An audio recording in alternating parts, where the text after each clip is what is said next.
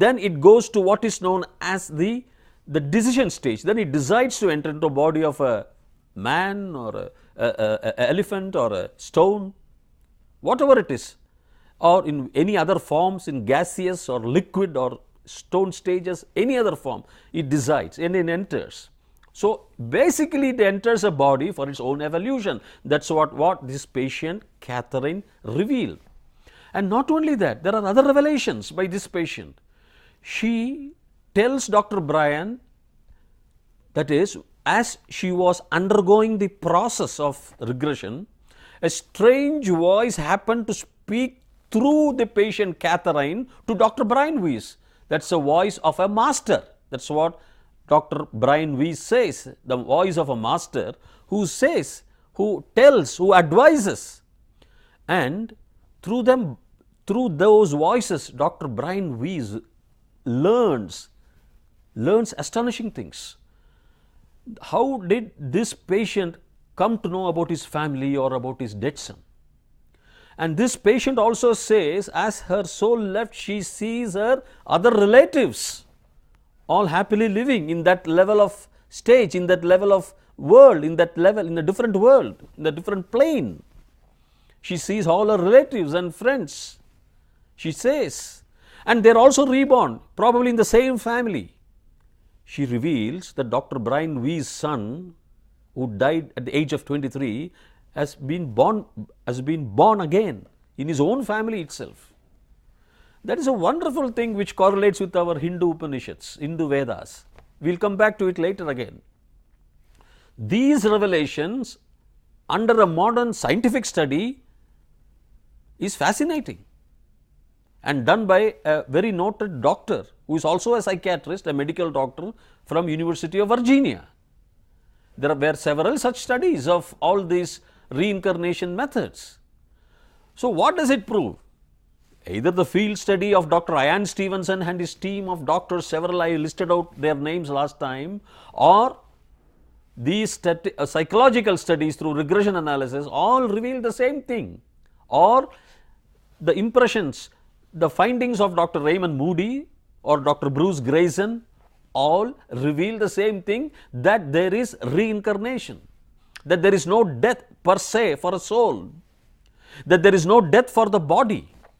The body's death is what you see with your tutored brain. If I am going to re-engineer your brain, and I would say that you are going to see, you are going to see the blue sky as red, your brain will see a blue sky as red after re-engineering is done, after whatever is called a surgery is done. Similarly, after the re-engineered state, you will see the body just leaving, the soul just leaving a figure and just wearing another figure. So you will not grieve. You will not cry that the person has died. Nobody would grieve that Dr. J. Jayalalitha has died. Probably in another state of brain, they would be seeing the soul throwing away an old garment and wearing a new garment. You would not grieve if you see your father wearing away, just throwing away his office clothes and wearing a night clothes for comfort. In the same way, death could be a comfort, a change of a garment in a re-engineered brain state. So actually, death does not take place. Death is a tutored version. Again and again I am repeating. This is a wonderful fact. And again, what we should understand here is the brain waves. We have what is known as the gamma wave, the beta wave, the alpha wave, the theta wave and the delta wave. At the lowest cycle, say in a theta delta wave, where it is between 4 and 8 in a theta wave, and it is between 0 and 4 hertz per second, that is cycles per second in a delta wave. At that quantum level, the brain is connected to the universal consciousness. So that is the outwardly growing stage for a consciousness to go into another area of world, and then the reincarnation, when it comes back, the reincarnation takes place. It is Dr. Roger Penfield and his friend have found out that there are microtubules inside your neurons. What are neurons? As I told you earlier, neurons are brain cells, and there are about approximately 80 to 100 billion neurons in our brain. What is a billion? 100 crores. You can multiply those figures. And inside each neuron there are these microtubules which are definitely connected to some other consciousness, but we are not able to realize because of our coatings in the brain. Therefore, it is very clear that under a different state of level, under a different stage, under probably a re-engineered brain, same brain re-engineered or a surgery done, things would look different. A death may not be a death at all. Therefore, at this stage of brain, if you think a death is happening, it is not correct. It could be incorrect. After understanding these psychiatric feelings, these psychological tests, not only conducted by Dr. Brian Weiss, but various other psychologists, it is an established fact that in all disciplines of science, reincarnation takes place. If reincarnation takes place, death cannot happen. Only a change of form can happen to the body, and the energy escapes and enters another body. That's what it was beautifully said by Bhagavan Krishna in chapter 2, in verse 22, chapter 2, verse 23, and chapter 4, verse 5. Bhagavan Krishna says, "Hey Arjuna, why do you grieve? Jatasya hi dhruvo mrityuhu. Dhruvam janma mritasya cha tasmat apariharye arte na tvam soshitum arhasi." Beautiful verse. Jatasya, of the born. He dhruvo, it is verily certain. Mrityuhu, death. We all know death is certain for those who are born. Okay. Dhruvam janma mritasya. Mritasya, of the dead. Dhruvam janmam. Birth is certain.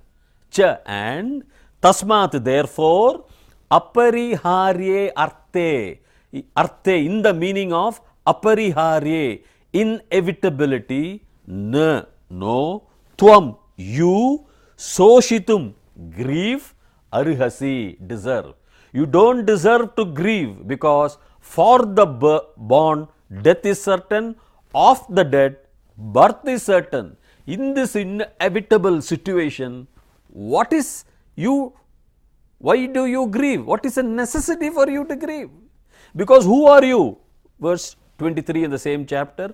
Nainam chindanti shastrani, nainam dahati pavakah, na chainam kledayanti apaha, na soshayati maruta. Nainam, na plus enam is nainam. Na, no, enam, this. In Sanskrit we say for enam is this. It comes from ayam, imau, ime, imam or enam.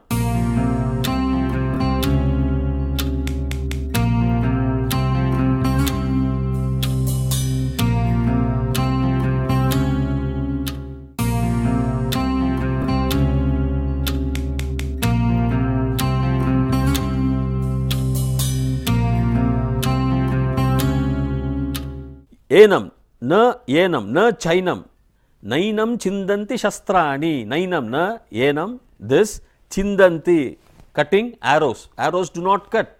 Nainam chindanti shastrani, nainam dahati pavakaha. Pavakaha, fire, dahati, burns, na, no, enam, this. Na chainam, na cha enam, and no, enam, kletayanti apaha, water, kledayam.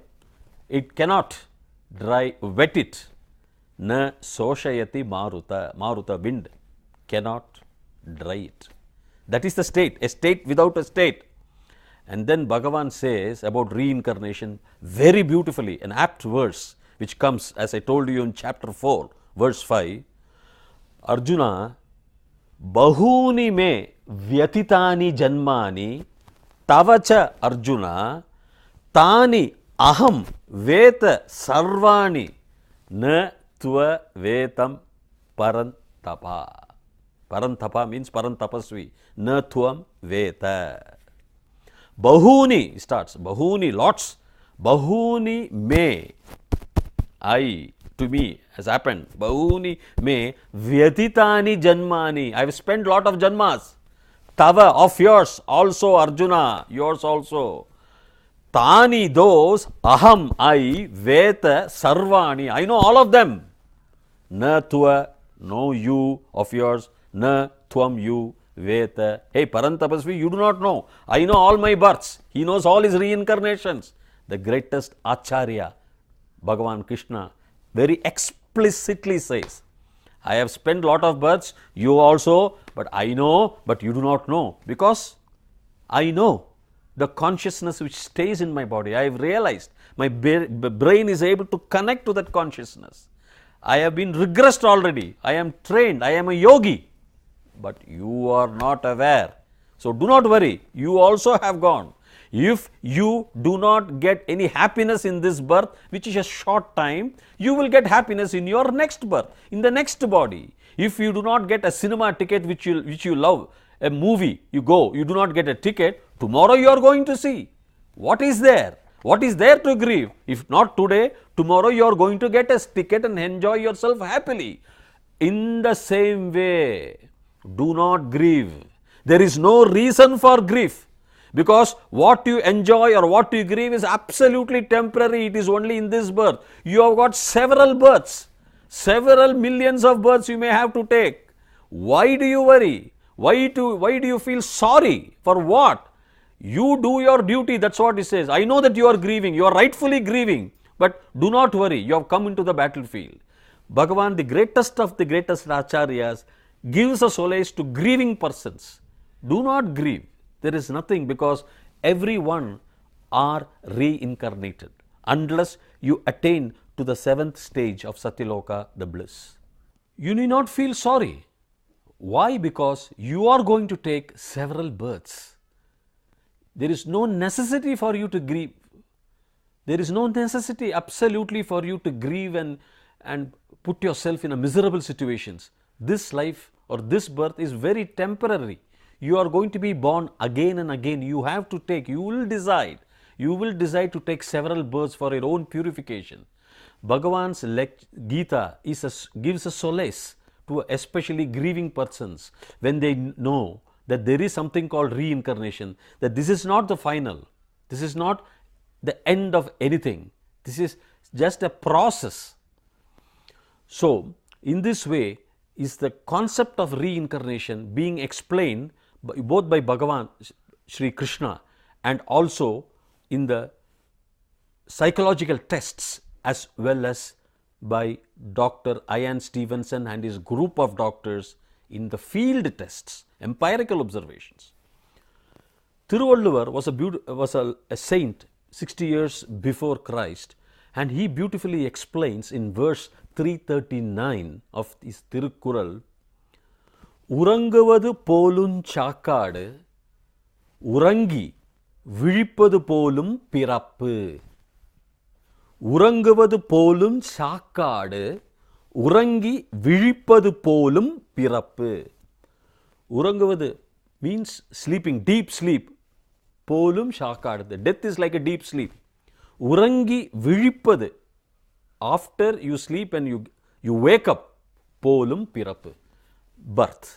The birth is just like after you wake up from a deep sleep, and the death is you are going to a deep sleep. The death is your deep sleep.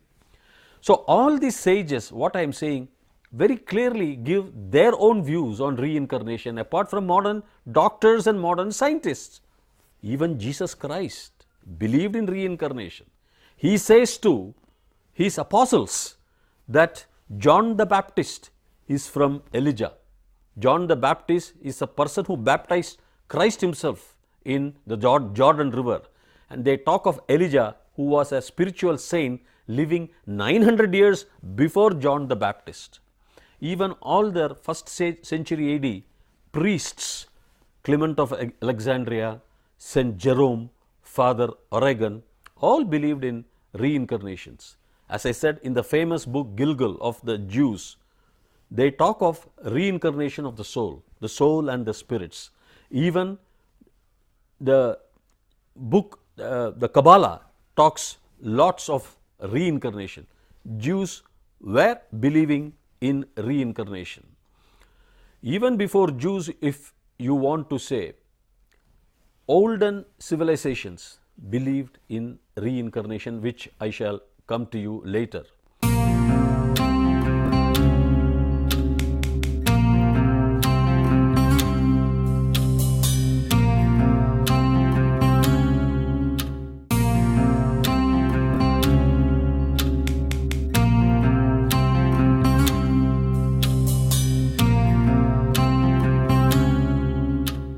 Therefore, the concept of reincarnation helps one to understand the secrets of life and death, about consciousness, about soul.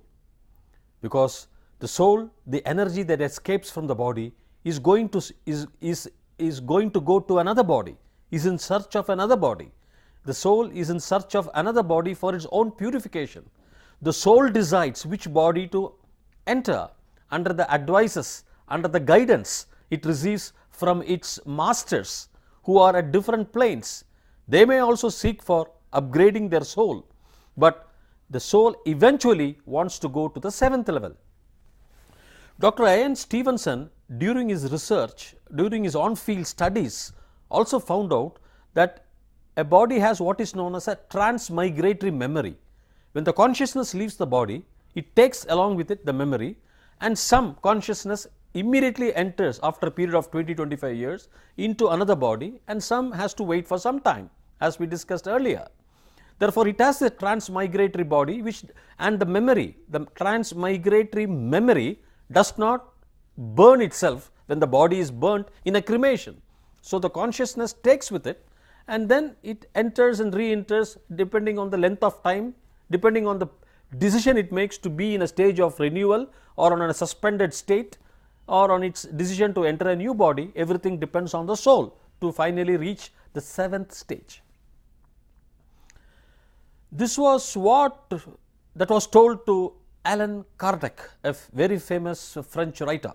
He wrote his book Le Livre des Spirits, the book of the spirits, in which it appears that he is communicating with the spirits, and the spirits tell him how it is necessary for them to enter into new bodies for their own trials of life, for their own upliftment by undergoing trials of life in new bodies. All these are really recorded for one to study. There is also another book which I should not forget to tell you, is about the occult history in India by Dr. Louis, a French Pondicherry judge who was interested in occult sciences in India, and he went to Kashi, the famous Benares Kashi, and there he found a yogi doing a lot of supernatural actions, and on investigation he found that the yogi told him that he is in contact with his pitrus, that means his ancestors who are living on a different plane, again out of the 7 planes. So, all these only put things into proper footing, into proper idea, proper road, that there is a concept called reincarnation, which is certain, proved again by all these scientists. Now, reincarnation understands us, gives us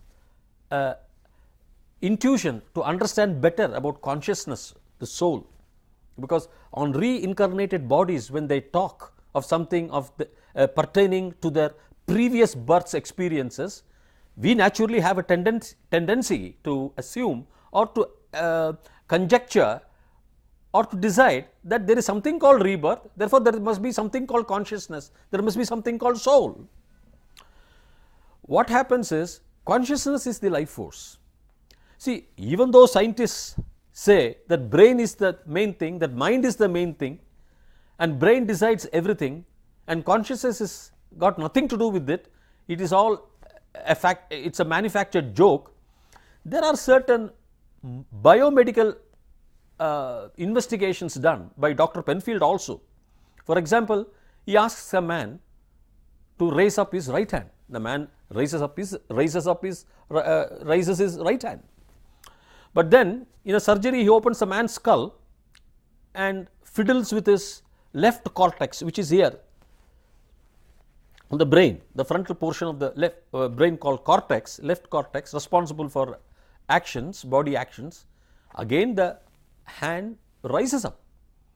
In the first case, the man is consciously aware, the man is aware that he is raising his right hand, but in the second instance, he is not at all aware, his body, his right hand automatically goes up, because Dr. Penfield kindled his left cortex. What does it show? If you are conscious, if there is consciousness, the brain or the body knows its actions. Otherwise, the body also moves without consciousness, but it does not realize. Therefore, when the consciousness leaves the body is dead. In cremation also we have seen skulls sometimes when the body is getting burnt, during the process of burning, the skeleton just sits sometimes by some action, by some force. See, all this says that there is something definitely called consciousness. So, it is better to understand consciousness through the realm of reincarnation or through these experiments, biomedical experiments, which leading doctors and other scientists say. There are others which Dr. Hagelin also says. How can a blind girl, a fully blind girl, shown a red flower, kept on a tray by the researcher and asked to pick up the red flower which she was shown, she could not see. She picks up the correct red flower, she could not see, she has not seen, because she cannot see, she is blind. There are several such experiments which I cannot explain to you or detail to you all in this channel, but which are supporting evidence, evidences to prove that consciousness does exist. There is something called consciousness, at least at the quantum level, for people to understand, and especially for other scientists who do not believe consciousness. In Dr. Richard Dawkins is a total believer of atheism. He says everything is by nature, evolution. He follows the principles of Darwin's theory of evolution. He says everything is nature. He says asexual production, that means a single cell multiplied itself. Otherwise, that is the reason. And they conduct a lot of experiments in a flask where they culture some bacteria, and exactly at the 20th generation shoots up and the other continue. That means, for example, to put it simply, we say that we are from the apes. The apes also continue now, they are also still alive, but we have shot up at the 20th generation or whatever it is on a particular time frame, that our level of intelligence has outgrown that of the apes. So, he proves through microbiology research techniques, whatever it is you want to say, that everything is law of nature. Otherwise, how can you explain cruelty? How can you explain cruelty? A lion killing a deer, for example, the deer dying a miserable death, but the lion cannot live without a deer. How can you explain certain ichneumon wasps? What these wasps do? They paralyze a caterpillar. They do not kill a caterpillar, they paralyze a caterpillar and they lay their eggs, the larvae, and the larvae also intelligently does not eat the heart, it eats the intestines of the caterpillar, because it wants to keep the caterpillar alive to get fresh meat. To get fresh meat, it keeps the caterpillar alive, even the eggs, even the larvae, and they start eating slowly the other organs like the intestines. The heart is kept fresh, and cruelty is nothing but a sign of cruelty, says scientists. Absolutely correct, absolutely correct. When a hyena eats a small lamb or a small deer, keeping it alive for 5 or 10 full minutes, it is absolute cruelty. Well, this is another part of the story about cruelty. So, therefore, God cannot create something cruel, even if you regress and take back time to time 0 and God started his creation. So, that is the explanation here is the souls, they decide their entry points, they decide which body they have to enter for their own purification. Firstly, it may appear to you that the poor deer is suffering, but it may not suffer at all in its own body framework. And secondly, the deer would have chosen, that soul would have chosen the deer at as his own body for entry, because it wants to purify itself, it wants to evolve further, it does not mind entering the body of a deer and being devoured, eaten by lions. So, that could be the structure, that could be the explanation for such cruelty.